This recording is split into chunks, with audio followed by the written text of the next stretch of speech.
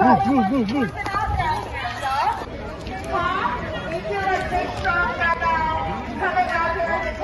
So, as predicted, this situation is getting way worse. Now, if you're unaware, there are protesters and federal agents who have been clashing every single night at this Portland federal building for 3 months in a row now.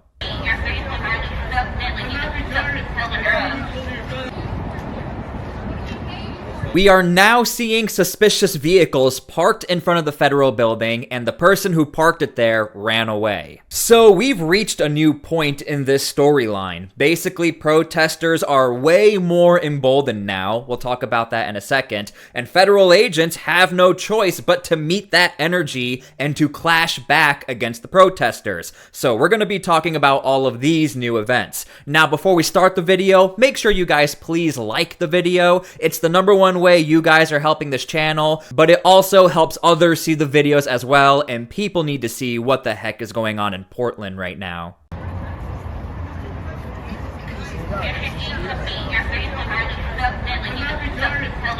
Green economic power and political power. It is just the reality of the situation. Those who own the wealth of the country. I stand for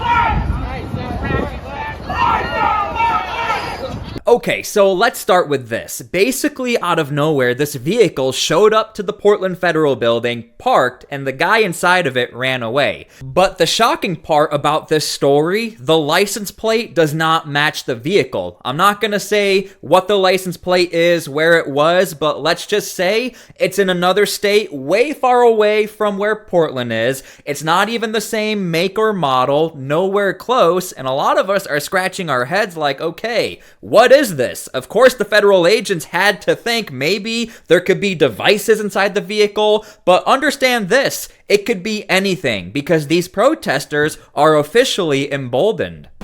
A Multnomah County judge has ruled in favor of the city of Portland in a lawsuit over loud noises from protests outside the ICE facility.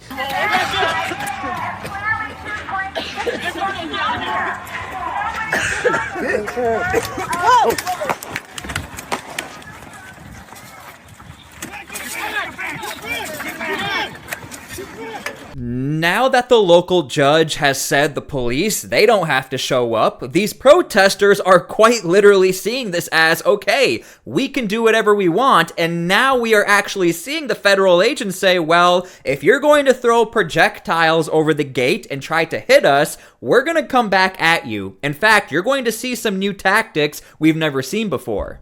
The footage we're about to watch is from journalist and friend of the channel, Katie Daviscourt on X. Make sure you guys go follow her, go support her. She got assaulted once again, and the protesters know the police are not going to show up. So make sure you guys go support her, go show her some love. Thank you so much for this video. Move.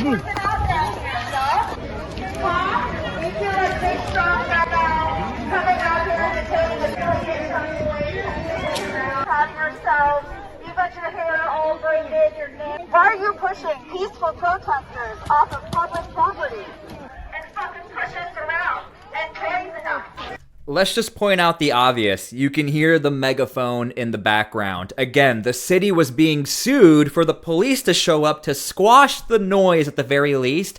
It's not gonna happen. The judge said it doesn't need to happen, and these protesters, not only are they louder, but they're taking it as, hey, if the police are not gonna show up for the loud noises, they're not gonna show up for any of this. Real quick, if you haven't already, make sure to please subscribe to my channel so I can give you guys updates on this Portland story. Again, unfortunately, the protesters have really ramped it up. The federal agents have ramped it up as well, and the mainstream media doesn't seem to be covering this, so make sure to please subscribe so I can give you guys the latest updates on this story.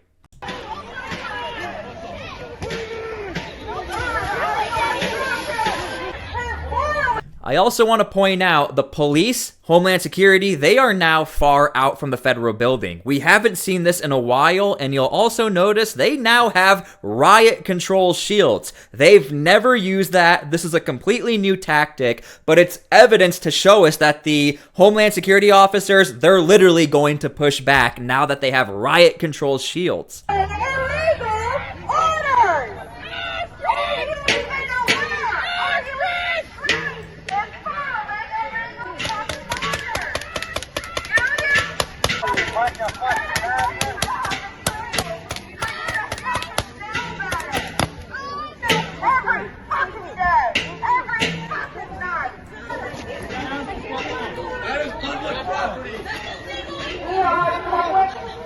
Notice the protesters are saying, hey, this is public property. This is also another new tactic where the protesters are trying to exploit these federal agents. In fact, you can see it right behind me.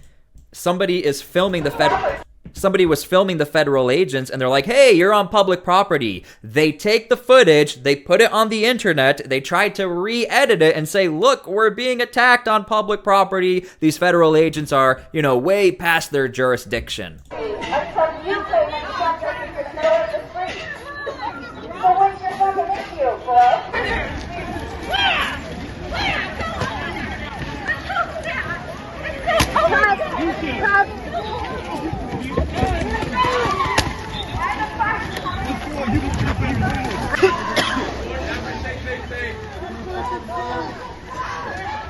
Again, completely new tactics here. Have never seen the riot control shields. I also want to point out these are smaller shields, so it looks like they're trying to really use them in stride. Not so much in a big formation, but just handing them out to a couple of these agents to push back the protesters. One thing about this area where these clashes happened, we have almost seen an evolution in how these federal agents have had to adapt to the situation. At first, this entire federal building was not even boarded up. Then they had to board it up. Then they were given this green pepper spray that really pushed the protesters back. Almost every single month, we're seeing a new development and a new tactic. And I also want to point out these agents rotate. So sometimes you get agents who are way more aggressive than others, and sometimes you have brand new agents who are just trying to learn how to deal with these protesters every single night.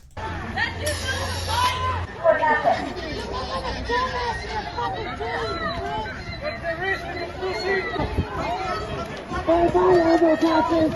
Bye bye, elbow patches. We're just stupid fucking little please. Bye bye, elbow patches. Yes.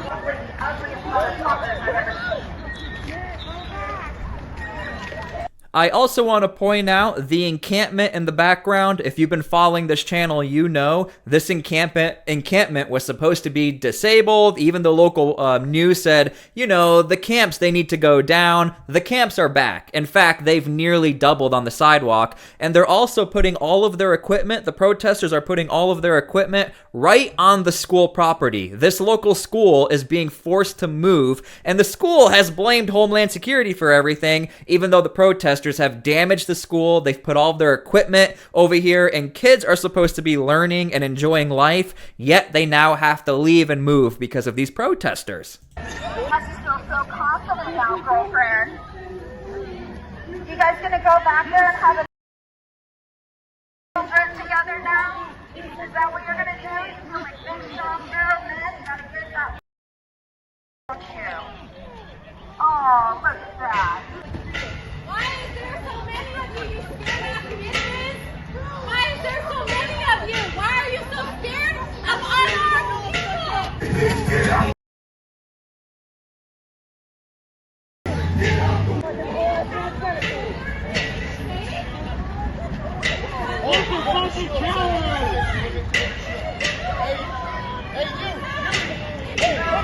I'm not going to say who. Some of you might actually recognize these protesters. A lot of these protesters have actually been arrested, and they just come right back. They do not care. They know that they can get away with a lot of this, and they don't seem to care about the repercussions of their actions.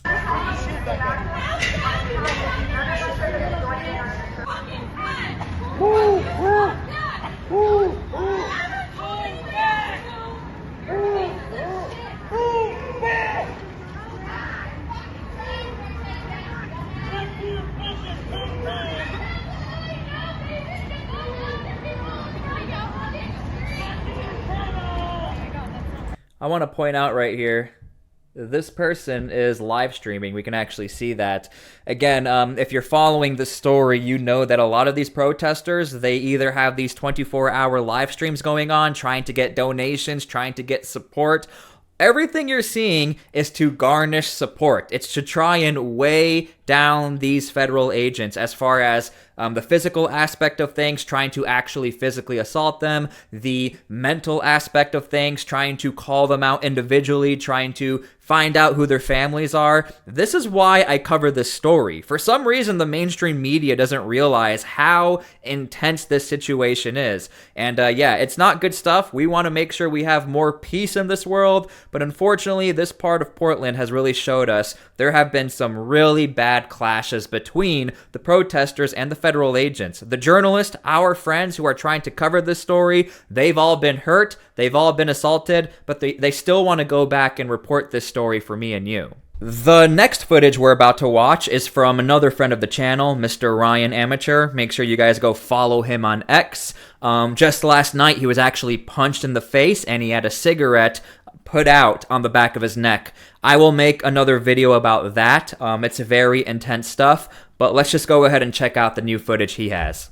What the f*** are you even doing? This is not federal property. That's across the street. That is city property.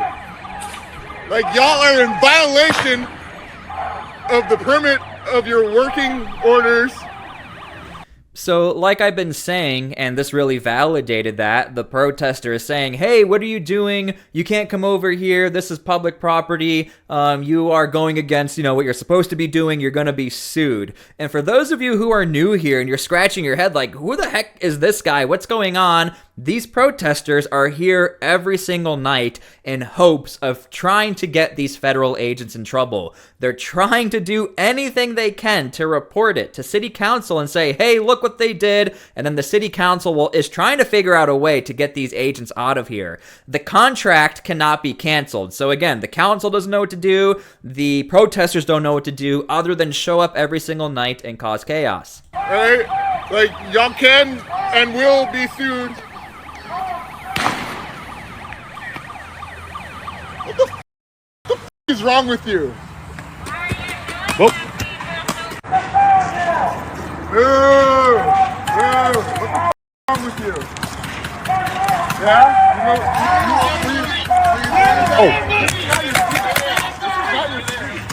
I want to point out he has alcohol in his hand. I can back it up just a little bit. This was actually confirmed from the reporter on the ground. I also want to point out he approached the agent when the agent turned his back. That is probably the 1 way you're going to get hit back by the agents, and this will unfortunately escalate. I can't hear you. Take your mask off.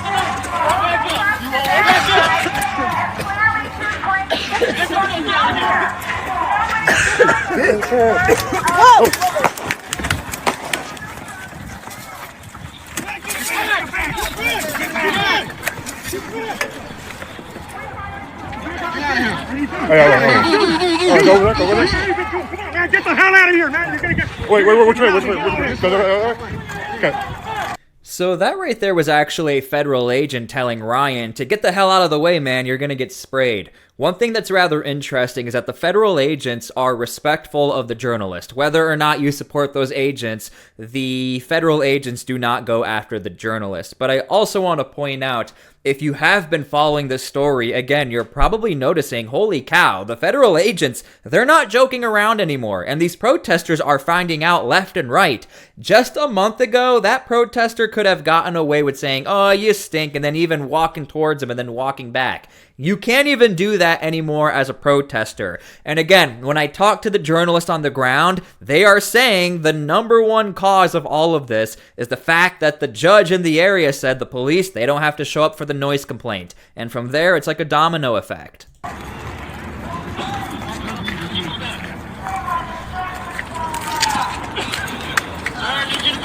Back up more? Okay, all right. Just tell me what to do. That's interesting. They're very compliant. They'll say, hey, back up. Hey, come here. Move over there. That was a federal agent making sure that Ryan was okay. I support you guys.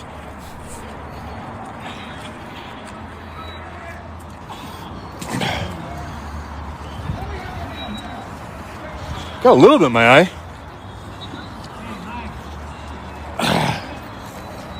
Good to know you, Griffin.